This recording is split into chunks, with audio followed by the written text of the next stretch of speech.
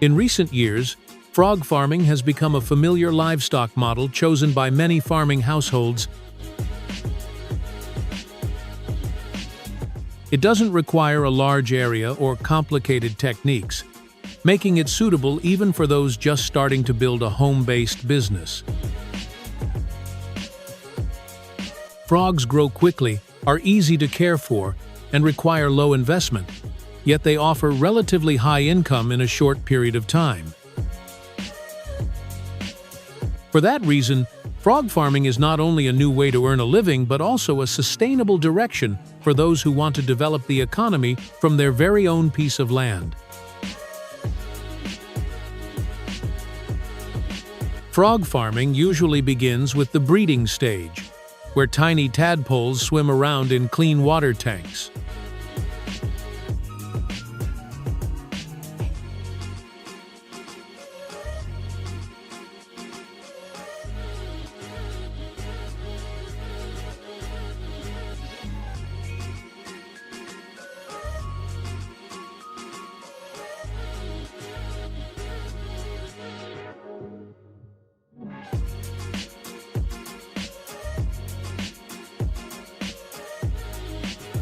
This early phase is crucial, as the tadpoles are still weak and require a stable environment with oxygen-rich water.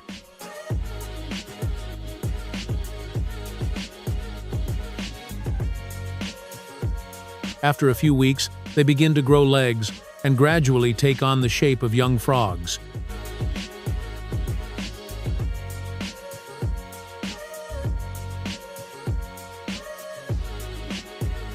Once they have fully developed limbs and can start finding food on their own, the juvenile frogs are transferred to larger grow-out enclosures.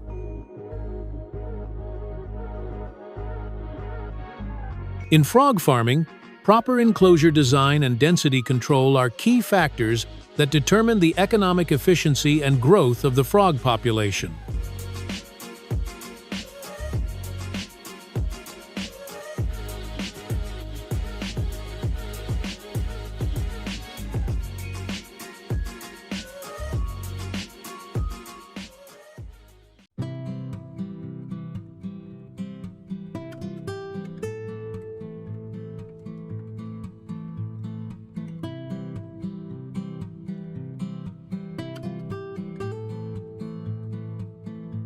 Rearing enclosures can be made from cement tanks, earth ponds lined with tarpaulin, or net cages placed on ponds or lakes.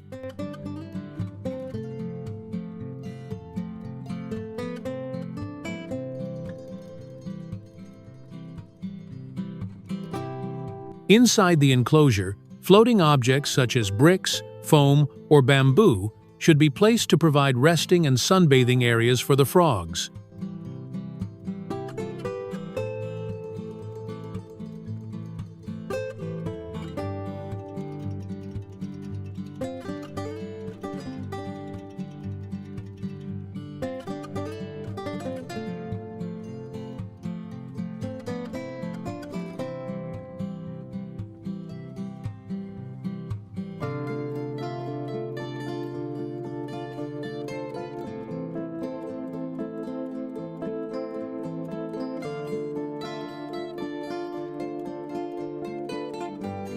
In terms of stocking density, it is recommended to start with 300–400 frogs per square meter in the early stage, then gradually reduce to 200–250 as they grow, and maintain around 100–150 frogs per square meter by the time they reach market size.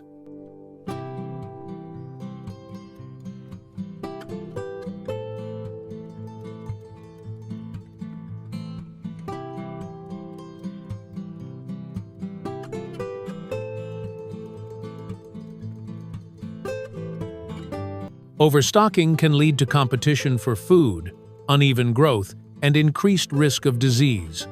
Therefore, farmers must regularly monitor and adjust the stocking density appropriately to improve productivity and the overall quality of the frog stock.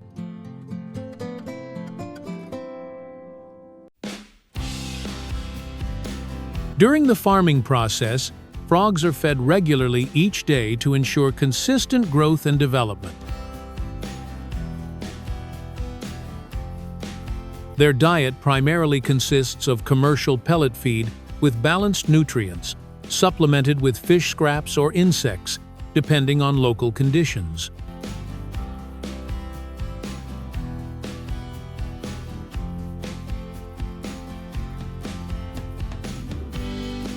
Feeding should be done at fixed times, typically in the early morning and late afternoon, to create a routine and minimize leftover feed that could pollute the water.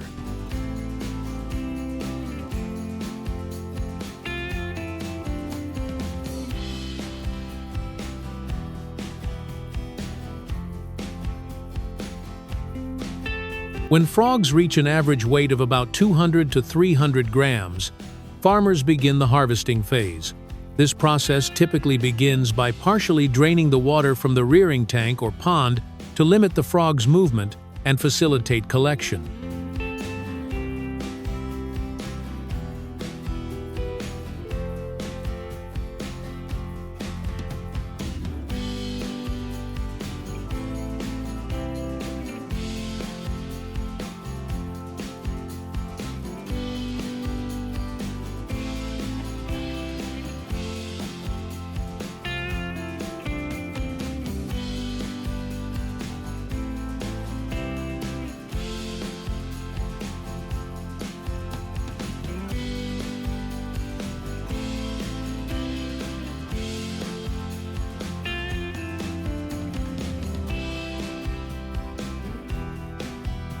Once the water level is lowered, the frogs are gently herded into a corner using nets or by hand. This helps concentrate the frogs in one area, reducing stress and minimizing injury during handling.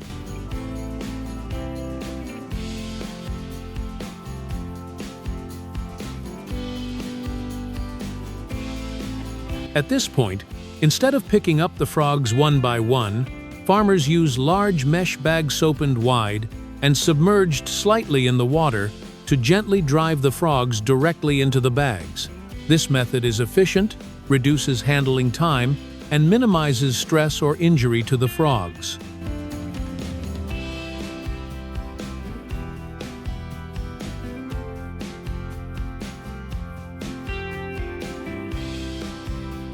Once filled, the mesh bags are tied securely, then taken out for weighing. After that, they are prepared for transport to local markets, restaurants, or delivered to wholesale traders.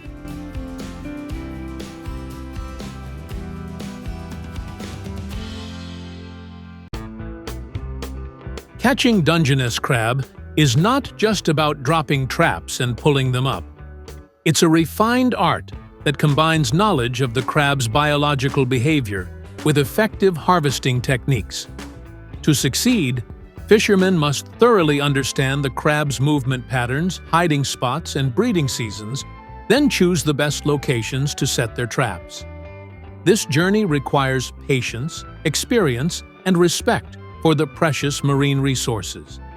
Let's explore how Dungeness crab fishers apply their wisdom and skills to harvest efficiently while preserving the ocean's sustainability.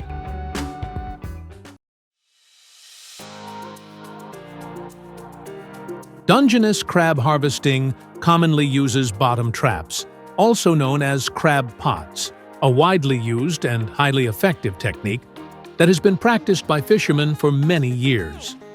These traps are designed with a one-way entrance. Crabs can enter through narrow openings but cannot escape. Once inside, they remain trapped until the fisherman retrieves the pot.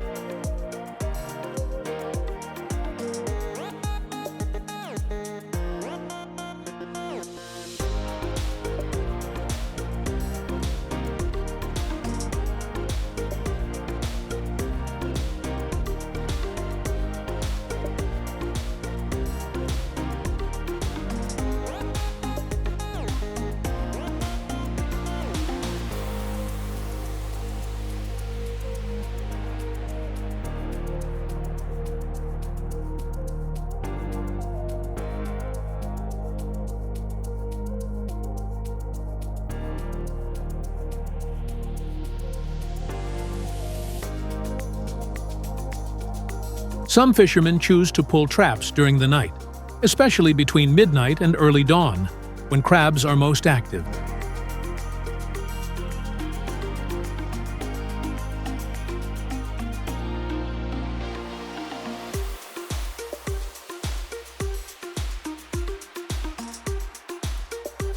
However, the most common and productive time is early in the morning, just after sunrise. By then, crabs have had all night to enter the traps, and the tide begins to recede, making conditions ideal for hauling. Each trap typically weighs between 10 to 20 kilograms and can be especially heavy when full of crabs and soaked in seawater. Fishermen use a combination of winches and manual effort to lift the traps from the ocean floor onto the boat.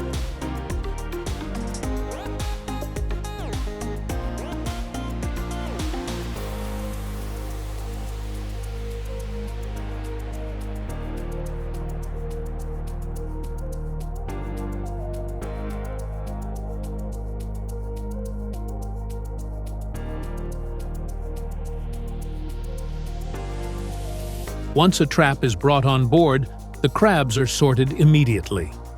Mature male crabs that meet the legal size requirement and are healthy are kept for sale. Female crabs carrying eggs and undersized crabs are released back into the ocean to help preserve the natural population and comply with sustainable harvesting regulations.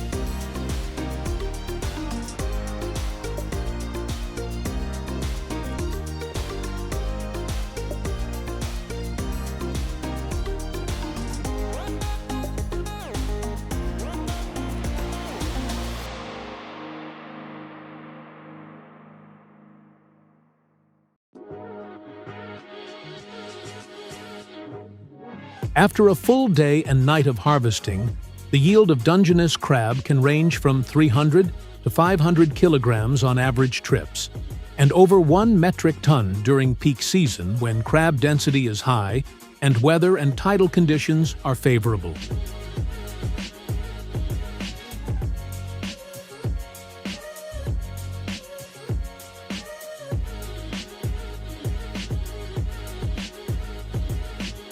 Typically, a fishing vessel may carry several dozen to over 100 crab pots, with each pot yielding anywhere from a few to over a dozen crabs, depending on the location and timing of the harvest.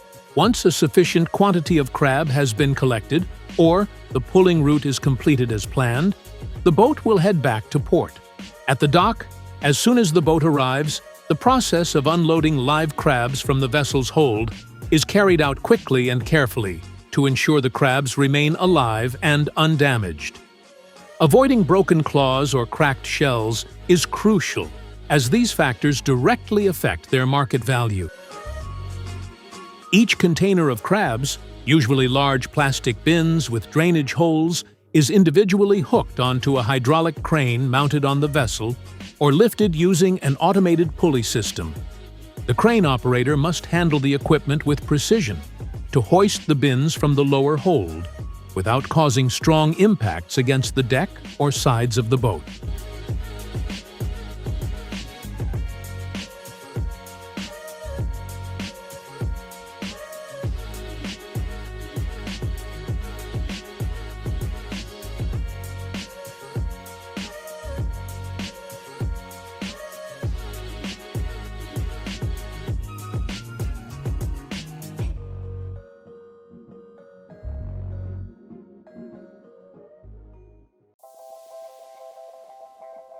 Upon arrival, the live crabs are promptly transported to the processing facility. They are washed thoroughly with seawater or fresh water to remove mud, algae, and other debris clinging to their shells and claws.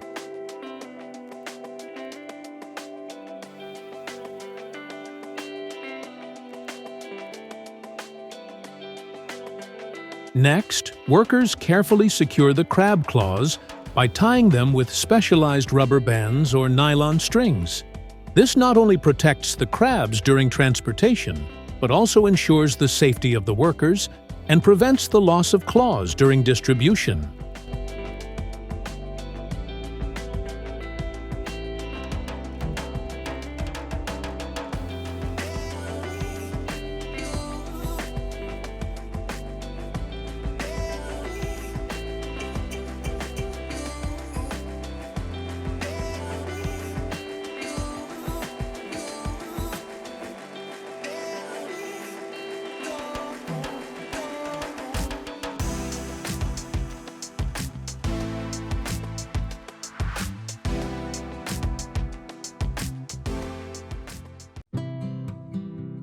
When thinking about rice, people might think of sushi in Japan, but in Vietnam, rice is the soul of every meal.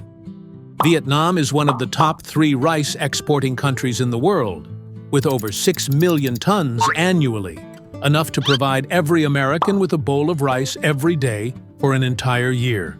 Rice farming in Vietnam is not just an agricultural job, it's an art that blends tradition with science. The rice growing process requires farmers to have a deep understanding of the land, weather, and farming techniques to produce high-quality rice for both domestic consumption and export. Rice cultivation is a long and labor-intensive process that requires diligence, experience, and a deep love for the land from the farmer. First, the best plump rice grains are carefully selected. Then the seeds are thoroughly washed to remove any empty husks and dirt.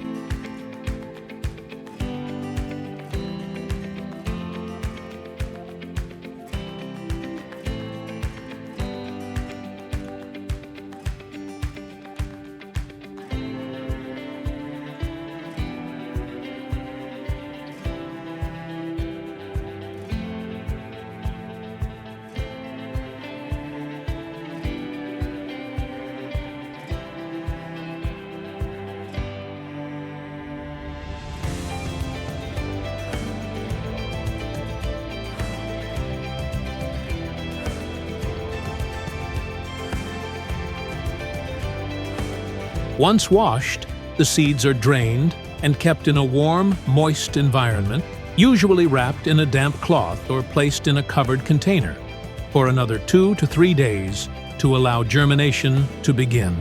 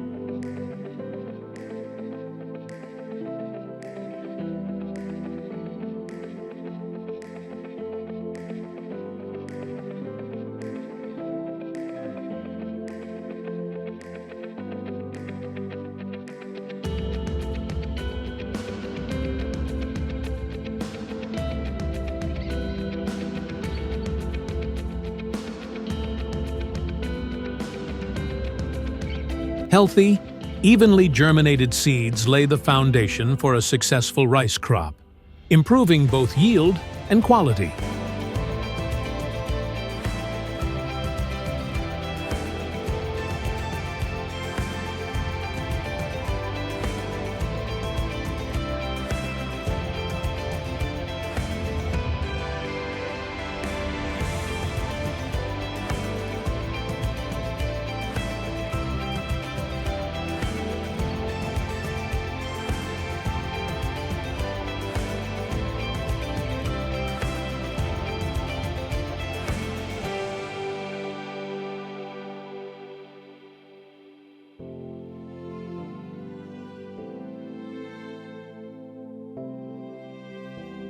When the sprouts have grown long enough, the germinated rice seeds are sown onto a seed bed, a designated area where the young rice plants, called May, grow for a few weeks before being transplanted to the main field.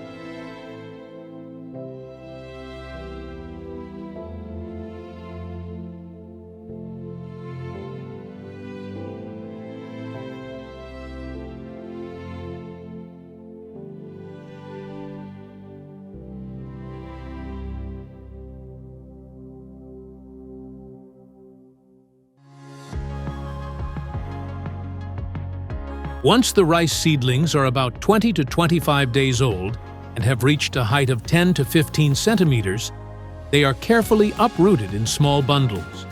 This process is usually done by hand to avoid damaging the young roots.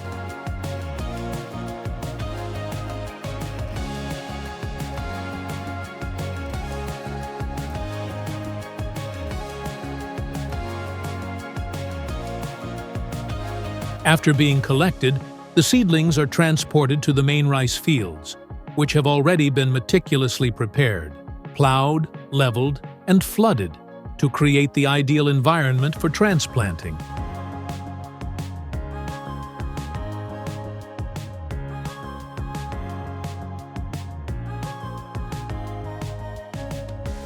Transplanting can be done manually, where farmers bend over in rows, placing each seedling into the soft, muddy soil by hand, or mechanically using rice transplanting machines that increase efficiency on larger fields.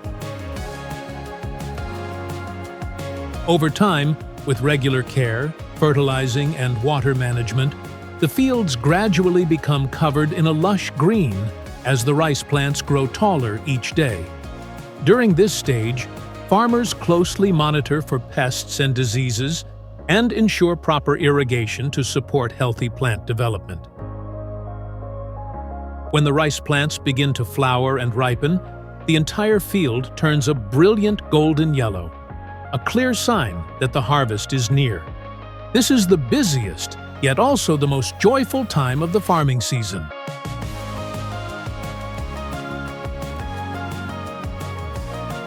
In many rural areas of Vietnam, especially where mechanization is still limited, farmers often use handheld grass-cutting machines to harvest rice.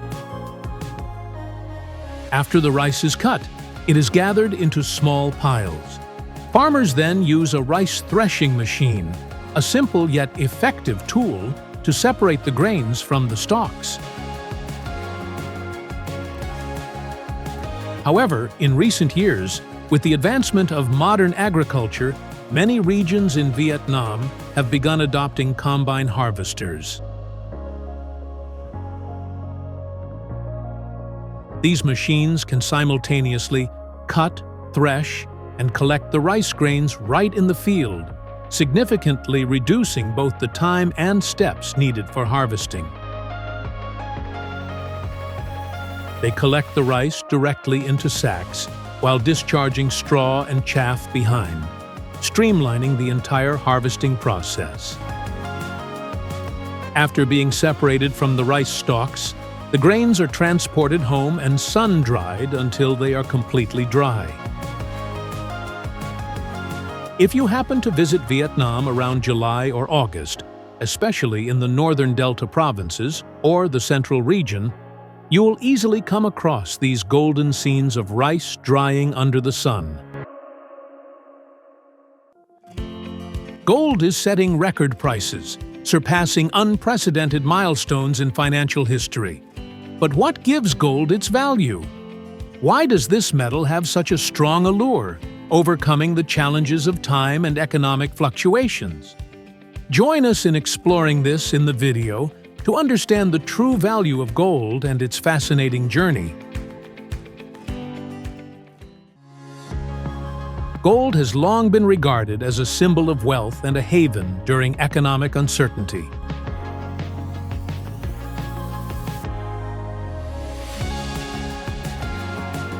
Thanks to its resistance to corrosion, ease of storage, and long-term value, gold has been used by humans as currency and a store of wealth for thousands of years.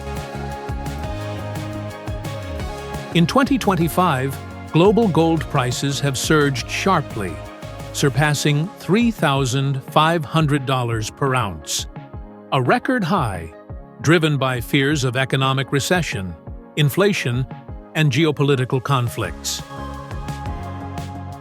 Central banks, especially in China, have been actively buying gold to reduce reliance on the US dollar.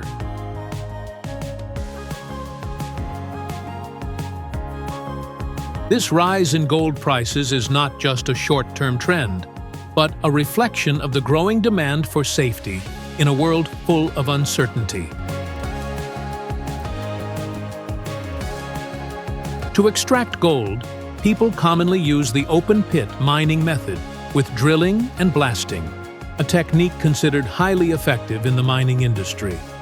In this method, drill bits create deep holes in the rock layers containing gold ore, which are then filled with industrial explosives and detonated to break apart large volumes of earth and rock.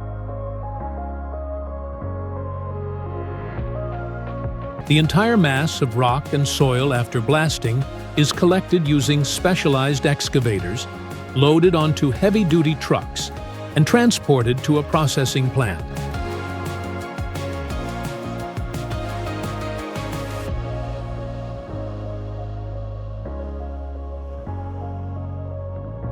At the processing plant, the gold-bearing rock and soil are fed into a crushing system, where they are repeatedly ground until they reach a very fine particle size, typically below 0.1 millimeters. The resulting ore powder is then subjected to concentration processes using mechanical methods such as gravity separation, based on differences in specific gravity, or froth flotation, using chemical reagents to separate gold. The entire process is designed to optimize gold recovery efficiency, while strictly controlling safety factors and environmental impact.